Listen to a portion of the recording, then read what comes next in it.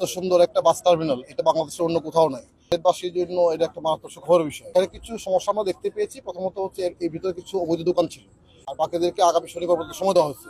শনিবারের পরে আমরা রোববার দিন এখানে আসবো। আমরা আশা করছি এর মধ্যে যার যে দোকান যেগুলো অবৈধ আছে সেগুলো তারা সরিয়ে নিয়ে যাবে। একটি বিষয়, এগুলি যারা ইজারাদার আছেন, এখন যারা ব্যবহার করছেন, আমাদের বাস মালিক সমিতি আছেন, তাদেরকে বলা হয়েছে যে সেটা সুন্দর করে রাখার কারণে। এবং এই প্রতিষ্ঠানটা যারা বানিয়েছে তাদেরকে আমরা ধন্যবাদ জানাই, বা বাস্তবায়ন করছে সিটি কর্পোরেশন, তাদের অবশ্যই ধন্যবাদ পাওয়ার যোগ্য। আমরা আজকে সিটি কর্পোরেশন যৌথভাবে এখানে আসছি কারণ এই বিষয়গুলো নিয়ে আমাদের গত আইন শৃঙ্খলা কমিটিতে আলোচনা হয়েছে। তা আমরা মনে করি যে সবাই মিলে যখন কাজ করবো, এখানে মালিক সমিতি, শ্রমিক সমিতি, সিটি কর্পোরেশন, জেলা প্রশাসন, একই সাথে যারা ইজারা নিয়েছেন, সবাই মিলে কাজ করলে এই বাস টার্মিনাল একটা সুন্দর একটা আদর্শ বাস টার্মিনাল হবে বলে করে এই বাস টার্মিনাল এই সিলেটবাসীর জন্য একটা আদর্শ বাস টার্মিনাল হয়।